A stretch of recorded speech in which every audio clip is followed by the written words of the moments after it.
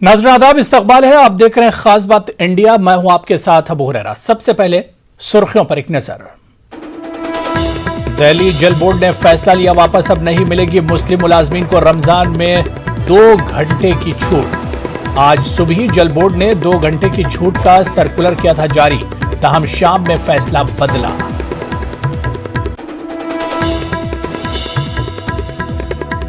मध्य प्रदेश में कांग्रेस के जरिए रामनवमी और हनुमान जयंती मनाने को लेकर अहकाम जारी किए जाने पर सियासी घमासान। भोपाल से कांग्रेस के रुकन असेंबली आरिफ मसूद ने जताया एतराज, बीजेपी ने कसा तंज। महाराष्ट्र समाजवादी पार्टी के कारगुजार सदर और रुकन असेंबली अबू आसिम आजमी की भाईचारे के फरोग के लिए अनोखी पहल। मंदिरों में हनुमान चालीसा पढ़ने वालों को ठंडा पानी, जूस और शरबत पहुंचाने का किया ऐलान। औरंगाबाद में माह सियाम में इत्रियात, खुशबू और किताबों की मांग में इजाफा, कारोबारी अफराद में खुशी।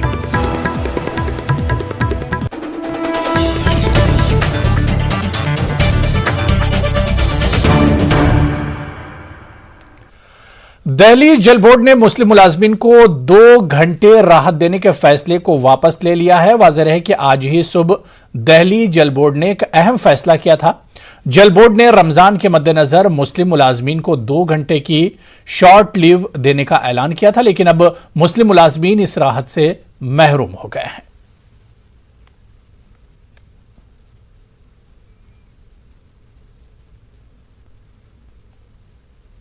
दिल्ली वक्फ बोर्ड के चेयरमैन अमानतुल्लाह खान के खिलाफ अदम एतमाद तहरीक मामले में नया मोड़ आ गया है। दिल्ली हाईकोर्ट ने दिल्ली वक्फ बोर्ड और बोर्ड के अरकान की अर्जी खारिज कर दी। दिल्ली हाईकोर्ट ने अदम एतमाद तहरीक लाने वाले अरकान के खिलाफ दिए गए रिप्रेजेंटेशन को जल्द निपटाने का हुक्म दिया है। वाज़ेह है कि अगर चारों अरकान की मेंबरशिप बच जाती है तो फिर अदम एतमाद का अमल होगा।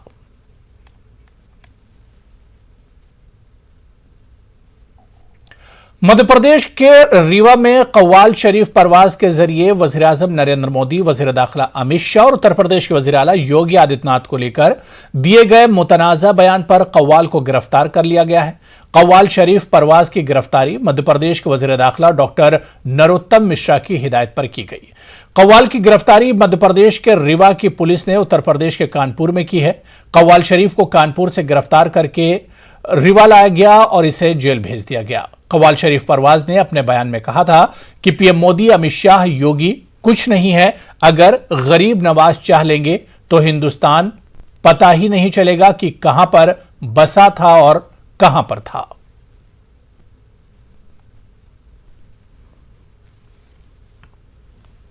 कहा था कि हमने केस रजिस्टर कर दिया है, पुलिस पार्टी कानपुर चली गई है, पर वो वहां से कहीं और चले गए थे।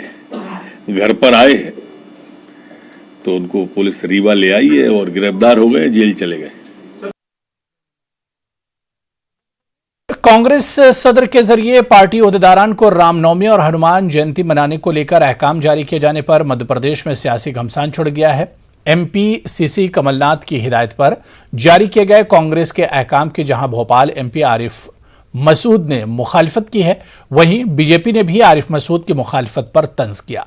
कांग्रेस एमएलए आरिफ मसूद ने पार्टी के जरिए जारी किए गए अहकाम पर सवाल किया है कि जब पार्टी के जरिए रामनवमी और हनुमान जयंती मनाने का अहकाम जारी किया जा सकता है तो रमजान और दूसरे समाज के मजहबी प्रोग्रामों को मनाने को लेकर क्यों नहीं।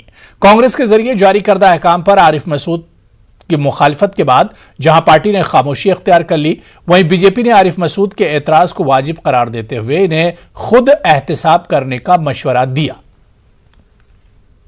नहीं, मैंने एक परिपत्र जो जारी हुआ उसके ऊपर सवाल खड़ा करा है कि कांग्रेस एक राजनीतिक दल है और एक राजनीतिक दल को इस तरह का परिपत्र जारी नहीं करना चाहिए, क्योंकि हम लोग सभी धर्मों को लेकर चलते हैं। अगर हम रामनवमी और हनुमान चालीसे का परिपत्र जारी करते हैं तो फिर रमज़ान के लिए भी हमको करना चाहिए था, फिर गणगौर के लिए भी करना चाहिए था, दीगर समाज के भी अभी चेटी चांद भी निकला उस पर भी हमको करना चाहिए था।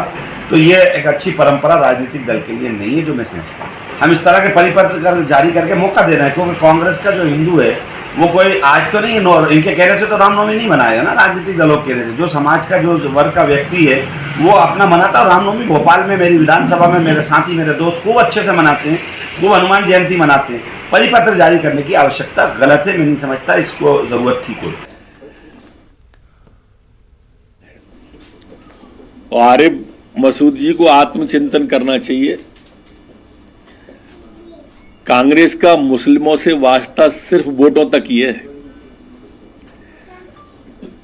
भाजपा का भय दिखा के वोट लेना सिर्फ इतना ही कांग्रेस जानती है, बाकी तो लगभग उन्हें वोटर ही बना दिया गया है। राज ठाकरे के लाउड स्पीकर पर अजान के मुखालिफत वाले बयान की मजम्मत की जा रही है। राज ठाकरे के इस बयान से एमएनएस के मुस्लिम लीडरान और कारकुनान भी नाराज हैं। पूना के एमएनएस लीडर साजिद शेख ने अपने साथियों के साथ पार्टी छोड़ने का ऐलान किया। एमएनएस लीडर पार्टी की मुस्लिम लीडरशिप और कारकुनान को मनाने की कोशिश कर रहे हैं।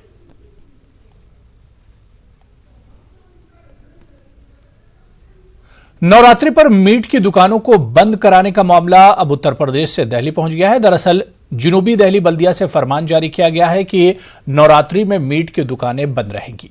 इसके बाद मीट कारोबारी के सामने रोजगार का मसला पैदा हो गया है। इस मामले पर सियासत भी हो रही है और अदालत का दरवाजा खटखटाने की बात भी हो रही है। देखिए रिपोर्ट।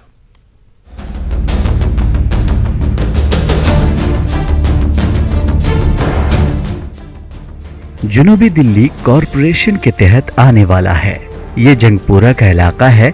यहाँ पर बड़ी तादाद में मुसलमान, पंजाबी और अफगानी रहते हैं। यहीं पर आबिद अली की ये बहुत पुरानी दुकान है। इस दुकान से 2 खानदान की रोजी रोटी चलती है। खरीदारों में हिंदू, सिख और मुसलमान सभी शामिल हैं। आबिद अली कहते हैं कि नवरात्रि में मीट शॉप बंद होती है तो रोजगार पर असर होता है। ऐसा है कि एक तो काम बिल्कुल ही नहीं था। हमारे पहले 50, 60, 70 मुर्गे बिकते थे, अब 20-25 मुर्गे बिक रहे हैं। तो अब ये अंदर रखवा दिए, हमारे बिल्कुल अंदर रखवा दिए। अब रोजमर्रा का ड्यूटी ये है कि जी अब 3-3 कारीगर काम कर रहे हैं। तो हम ये सोच रहे हैं इनको पैसे कहाँ से देंगे हम। एक तो काम वैसे ही नहीं है और ऊपर से ये बंद करा देंगे तो हम तो किसी काम के नहीं रहेंगे। बच्चे हैं घर में, 3-3 फैमिलियां हमारी घर में, तो बताओ कैसे करेंगे।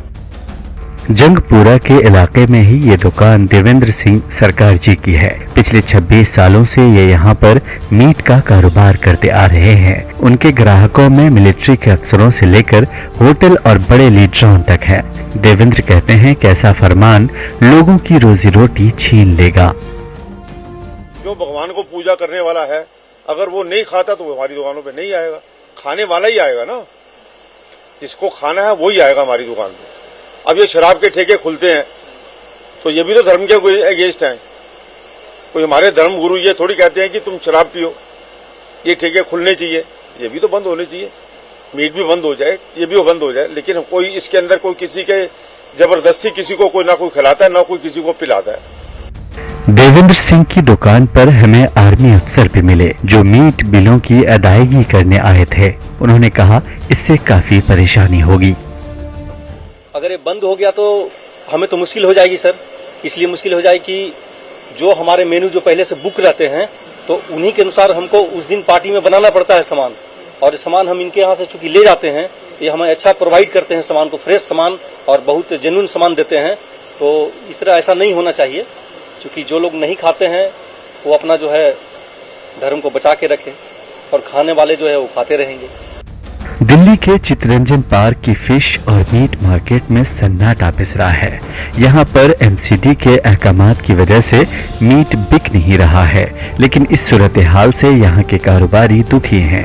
मीट के काम से जुड़े दिनेश राज कहते हैं कि रोजी रोटी का मसला इससे खराब हो रहा है। आप मान के चल लो, 1-2 बंदे एक दुकान पे हैं, 500 लगाओगे फिर भी 1000, जितने दिन बंद रखेगा 2-2 हजार जाएगा, और बाकी दुकान का किराया 500-700। फिर नुकसान जो अलग जो कमाई होता है वो तो अलग है ही है।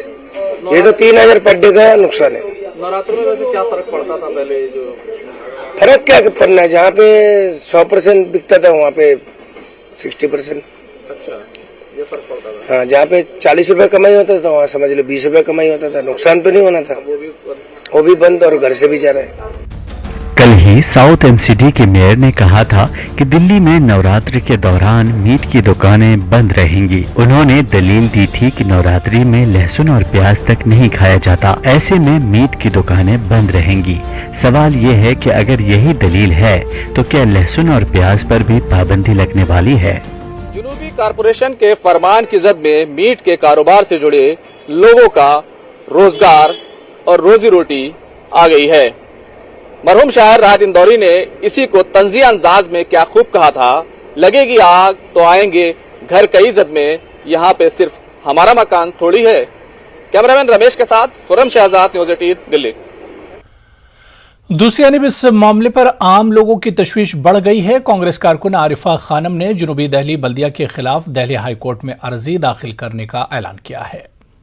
दक्षिण दिल्ली के महापौर मुकेश सूर्यान जी ने जिस तरीके से ये जुबान हिलाया और आदेश पारित कर दिया, क्या उन्होंने दिल्ली के लोगों के बारे में, दिल्ली के खास करके व्यापारी के बारे में क्या उन्होंने एक बार सोचा या उनसे पूछा कि जिस तरीके से कोरोना महामारी के बाद एक बार फिर से गाड़ी ट्रैक पर उनकी आई थी और तुरंत बाद आपने एक ऐसा आदेश दे दिया।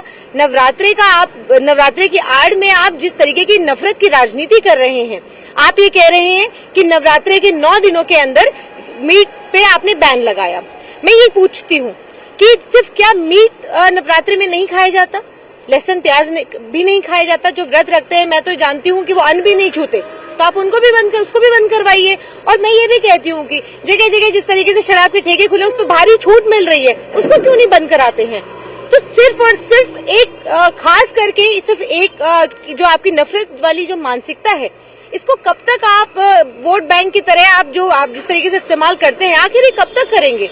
हम लोग आज देख रहे हैं अगर ज्यादा सख्ती की गई तो हम लोग पिटीशन ड्राफ्ट कर रहे हैं और कल इंशाल्लाह हम लोग इसको डालेंगे हाई कोर्ट के अंदर।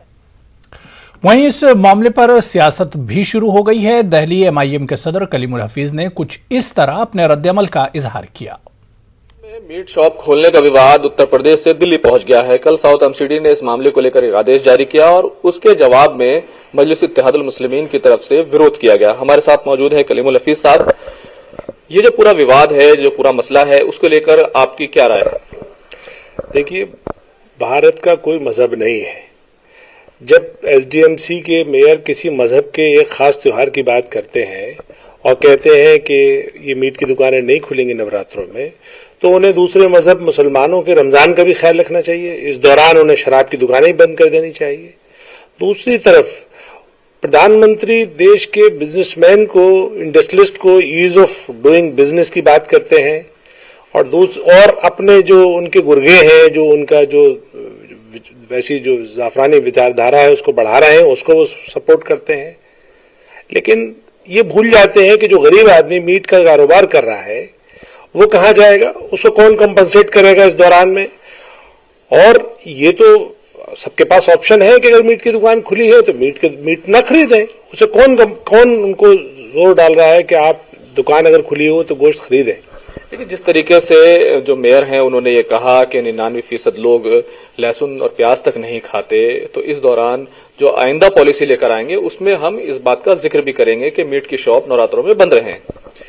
देखिए, तो उनको फिर अपनी पॉलिसीज में तमाम मजहब के तमाम त्योहारों का ख्याल रखना होगा। उन्हें मुसलमानों के रमजान का भी ख्याल रखना होगा, सिख भाइयों के भी अपने गुरुपुरब का ध्यान रखना होगा। और फिर तो ये संविधान को उनको बदल देना चाहिए, क्योंकि संविधान में तो कोई एक मजहब स्पेसिफिक कोई पॉलिसी बनती नहीं है। ये सिर्फ एक शरारत और एक तरह से सामाजिक ध्रुवीकरण या समाज को बांटने की साजिश है। अब आप मुझे बताएं कि नवरात्रों में जो मीट का कारोबार करते हैं वो लोग कहाँ जाएंगे? पहले से बेरोजगारी चरम सीमा पर है, देश में हाहाकार मचा हुआ है, नौजवान रोजगार के लिए तलाश रहे हैं और जो लोग मीट के कारोबार में लगे हैं, यही काम उन्होंने उत्तर प्रदेश में किया। आखिर उत्तर प्रदेश का गरीब मुसलमान परेशान है जो मीट का कारोबारी है। सारी चीजें होती चली जाएंगी और लोगों को इख्तियार है, जो चाहे वो शराब पिए, जो चाहे वो गोश्त खाए, जो चाहे जो ना खाए। तो उसको जबरदस्ती किसी एक ग्रुप पे बंदिश लगा देना, ये एक जुल्म है। खासतौर से उन गरीब मुसलमानों पर जुल्म है जो मीट का कारोबार करते हैं। कैमरामैन रमेश के साथ खुर्रम शहजाद, न्यूज़ 18 दिल्ली। तो चलिए यहाँ पर रुकेंगे फिलहाल छोटे से ब्रेक के लिए।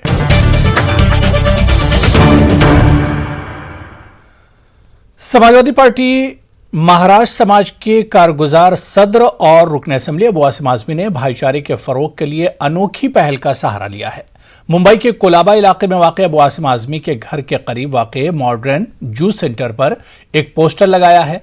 इस पोस्टर में लिखा है कि जो भी हिंदू भाई बहन पूजा स्थलों में हनुमान चालीसा पढ़ रहे हैं उनको हम मुसलमान भाई ठंडा पानी, जूस और शरबत पहुंचाने का काम कर रहे हैं। वाज़ेह कि राज ठाकरे ने लाउड स्पीकर पर अजान के खिलाफ हनुमान चालीसा पढ़ने का ऐलान किया था। ये लोग जो आज कहीं मुसलमानों के पीछे लगे हुए हैं, अगर मैं इनको मोहब्बत से जवाब दूं कि भाई आप जो है मंदिरों में हनुमान चालीसा पढ़ें, हम आपको स्वागत करते हैं और आपको शरबत पिलाएंगे, अपने पास से जूस लाएंगे, ठंडा पानी लाएंगे, तो आज नहीं तो कल, कल नहीं तो परसों कुछ शर्म तो आएगी। जब मैंने ऐसे बयान दिया तो बहुत सारे हिंदुओं ने मुझे बहुत अप्रिशिएट किया कि आपने बहुत अच्छी बात किया कि मुसलमानों को मारो, मुसलमानों को गाली दो, उनकी मस्जिदों में पत्थर मारो, कुरान शरीफ जलाओ, गाय बैल के नाम पर उनको मारो, जो है इस तरह से चीज़ें ला के मुसलमानों को तकलीफ दी जा रही है। तो मैं समझता हूँ कि सरकारों को इसके ऊपर कड़ी कार्रवाई करना चाहिए। तो हम सबको मिलकर के किसी तरह से इस मुल्क के अंदर जो गंगा जमुनी तहजीब है, जो भाईचारा है, उसे कायम करने की कोशिश करना चाहिए और बाकी आगे अल्लाह इंशाल्लाह मदद ज़रूर करेगा। करौली और बयावर में अमन और अमान में खलल डालने के मामले पर पॉपुलर फ्रंट ऑफ इंडिया ने आज प्रेस कॉन्फ्रेंस की, जिसमें कहा गया कि करौली और बयावर में होने वाले वाकयात शर्मनाक हैं। पॉपुलर फ्रंट ऑफ इंडिया के जनरल सेक्रेटरी ने कहा कि हमने 2 दिन कबल ही रियासती हुकूमत को खत लिखकर मोहतात रहने को कहा था। वहां 2 शख्स की लड़ाई को फिरकावाराना रंग दे दिया गया। हम देख रहे हैं देश में जो दिन प्रतिदिन नफरत का माहौल बढ़ता जा रहा है, नफरत भरी कंटेंट्स को, फिल्मों को यहाँ की सरकार जो है प्रायोजित कर रही है, उनको आगे बढ़ाया जा रहा है। उसी के नतीजे में हम देखते हैं कि छोटी छोटी घटनाएं भी बड़ा बड़ा सांप्रदायिक रूप लेने के लिए तैयार है। ऐसी ही घटनाएं हैं राजस्थान में भी, जो राजस्थान एक पीसफुल प्रदेश है और कहने के लिए यहाँ पर एक सेकुलर गवर्नमेंट भी है जो ऐसी चीज़ों को रोकना चाहिए। लेकिन 2 घटनाएं हाल ही में कल परसों में जो हुई है, पहली घटना का मैं जिक्र करना चाहता हूँ करौली में। जिस तरह से एक हिंदू त्यौहार या हिंदू नववर्ष के नाम पर एक रैली वहाँ पर की गई और मुस्लिम मोहल्लों से उस रैली को निकालकर वहाँ भड़काऊ नारे लगाए गए, भड़काऊ गाने वहाँ चलाए गए। उससे लोगों की भावनाएं आहत हुई और छोटा मोटा कुछ शुरू होने के बाद में बड़ी आगजनी और बाद में कर्फ्यू भी करौली में हो गया। औरंगाबाद शहर के सिडको हेडको इलाके में पानी की किल्लत के खिलाफ बीजेपी ने वाटर सप्लाई महकमे के रूबरू एहतजाजी धरना दिया। बीजेपी लीडरों का कहना है कि टैक्स अदा करने वाले शहरियान को 10 दिन में एक बार पानी मिल रहा है, जबकि पानी टैक्स के नाम पर 4000 रुपये वसूल किए जा रहे हैं। एहतजाजी मुजाहिरीन का इल्जाम है कि म्युनिसिपल कमिश्नर समेत कारपोरेशन के दीगर हुकाम अवामी मसाइल के मामले में संजीदा नहीं है। बीजेपी का कहना है कि फौरी इक़दाम नहीं किए गए तो शदीद एहतजाज किया जाएगा। इस मौके पर म्युनिसिपल कमिश्नर आस्तिक कुमार पांडे ने मुजाहिरीन से बात करके मामले को हल करने का यकीन दिलाया।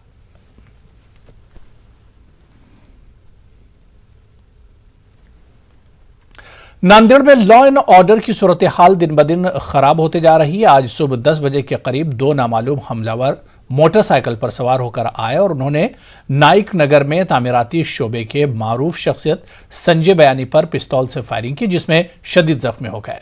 अस्पताल में इलाज के दौरान उनकी मौत हो गई। फायरिंग की ये सारी वारदात वहां लगे सीसीटीवी कैमरे में कैद हो गई। पुलिस ने इस मामले में मुकदमा दर्ज कर लिया और हमलावरों की तलाश शुरू कर दी है।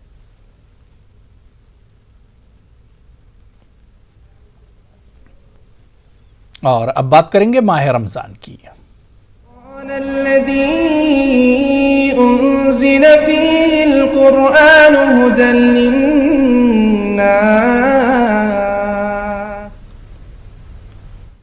माह रमजान के दौरान हैदराबाद की मशहूर डिश हलीम बेंगलुरु में भी मकबूल हो रही है। बेंगलुरु के शिवाजी नगर में मौजूद गुलिस्तान शादी महल में हैदराबाद से आए कारीगर हलीम तैयार कर रहे हैं। शफीक अहमद पिछले 10 सालों से बेंगलुरु के अवाम में हलीम को आम कर रहे हैं। शफीक अहमद ने कहा कि कोरोना वबा की वजह से पिछले 2 साल हलीम की भट्टी नहीं लगाई गई थी, लेकिन इस मरतबा हैदराबादी कारीगरों ने 1 माह के लिए बेंगलुरु उन्हें लाया गया है। हर दिन गुलिस्तानी शादी महल और शहर के चंद दीगर इलाकों में हलीम के स्टॉल लगाए गए हैं। 10-12 साल से बेंगलुरु में हलीम शुरू किए थे, लेकिन इस साल पिछले 2 साल कोविड की वजह से बंद था। इस साल फिर शुरू हुआ। इस साल गुलिस्तान शादी महल इन्फेंट्री रोड में इस साल खाने का इंतजाम से भी शुरू किया है। ये पूरे कारीगर हैदराबाद से आते हैं, 50 से 100 मेंबर्स हैदराबाद से आके पूरी मटेरियल। रमजान इबादत, तिलावत और अल्लाह को राजी करने का महीना है। यही वो बाबरकत महीना है जब नेकियों का बदला 70 गुना बढ़ जाता है। इसलिए रमजान में खुसूसी तौर पर इबादतों का एहतमाम किया जाता है। इसी लिहाज से बाजार में भी कुरान करीम के नुस्खों, मसनून दुआओं की किताबों, खुशबू इत्रियात की मांग में जबरदस्त इजाफा हो जाता है। औरंगाबाद में इन दिनों खाने काबा की तमसील वाला कुरान बॉक्स काफी पसंद किया जा रहा है। देखिए खास रिपोर्ट।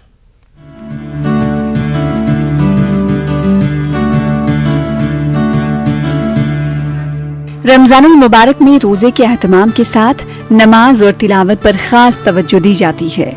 साफ सफाई और खुशबू के इस्तेमाल में भी कई गुना इजाफा हो जाता है। ताजिरों का कहना है कि रमजान में अगर सही कारोबार करना है तो 3-4 महीने पहले से तैयारी की जाती है।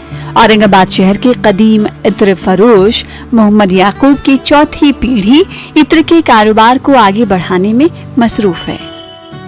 ये हमारा 120 साल पुराना कारोबार है, जो हमारे यहाँ पर मैन्युफैक्चरिंग भी होता है, अतर बनाया भी जाता है और बाहर से लाकर भी हम बेचते हैं। जैसा बाहर से कन्नौज से प्योर अतर आता है, जैसा खस हो गया, शमामा हो गया। अल्हम्दुलिल्लाह आपको ओरिजिनल खस भी हमारे यहाँ दस्तयाब मिलेगा, जो अभी गर्मियों के लिए ख़ास इस्तेमाल किया जाता है। अब ये गर्मा का सीज़न है, ऊपर से रमज़ान है। हम लोग इज्तिमाई तौर पे अगर कहीं जमा होते हैं तो थोड़ा पसीना वगैरह आता है, इबादत में खलल होती है, किसी को नहीं बर्दाश्त होता है। अतर उतना ही मिकदार में यूज़ करें कि खुद को भी थोड़ा रिलैक्सेशन हो, एकदम सुकून महसूस हो, और हमारे साथ अगर कोई खड़ा हो तो उसको भी एक रिलैक्सेशन हो, उसको फ्रस्ट्रेशन और क्या बोलेंगे उसको एक्सर्शन ना हो, वो भी रिलैक्स फील करे। कन्नौज शहर से खालिस इत्र मंगवाने की कदीम रिवायत आज भी बरकरार है। दुकानदारों का कहना है कि खस, शमामा, ऊद और मश्क इत्र ग्राहकों की पहली पसंद है। खुशबुओं के अलावा रमजान में तिलावतों और जिक्र अज़कार का बड़े पैमाने पर एहतमाम किया जाता है। हमारी माएं, बहनें घरेलू मसरूफियात के बावजूद तिलावत कुरान और जिक्र अज़कार के लिए वक्त निकाल लेती हैं। यही वजह है कि रमजान में कुरान करीम के नुस्खों, 30 पारों, 5 पारा, जानमाज, तस्बीह और मसनून दुआओं की किताबों की मांग में इजाफा हो जाता है। रमज़ान शरीफ आते ही कुरान शरीफ की डिमांड बढ़ जाती है और 30 पारों का भी सेल बढ़ जाता है। तस्बीह, टोपी, जानमाज़ का भी सेल बढ़ जाता है। इनको स्टॉक करने के लिए 3 महीने 2 महीने से पहले तैयारी करना पड़ती है। तस्बीह, टोपी की बड़ी मांग है और अभी मरूमिन के इसाले सवाब के लिए कुरान शरीफ और 30 पारे मस्जिदों में दिए जाते हैं। छठे जानमाज़ दी जाती है, गालिब से जानमाज़ दी जाती है। हम यहाँ पर आए हुए कुरान शरीफ लेने के लिए। रमज़ान का महीना बहुत ही बरकतों का और नियामतों का है, और इसमें मतलब जो भी हम करते हैं उसमें बहुत ज़्यादा नेकियां मिलती है अपने को। और हमारे वालिदैन जो है उनकी नज़र थोड़ी सी कमज़ोर है, तो उन्होंने हमको बोले क्या हमको एक कुरान शरीफ ला कर दो, तो इनके पास से लिए अभी हमने और उनको देना चाहते हैं। कोरोना गाइडलाइन से निजात मिल जाने की वजह से ताजिर तबके में भी खुशी है। ग्राहक भी इत्मीनान से खरीदारी कर रहे हैं, लेकिन गर्मी की शिद्दत का कारोबार पर असर साफ दिखाई दे रहा है। सड़कें और दुकानें खाली पड़ी हैं। न्यूज़ 18 उर्दू के लिए औरंगाबाद से अजहरुद्दीन की रिपोर्ट।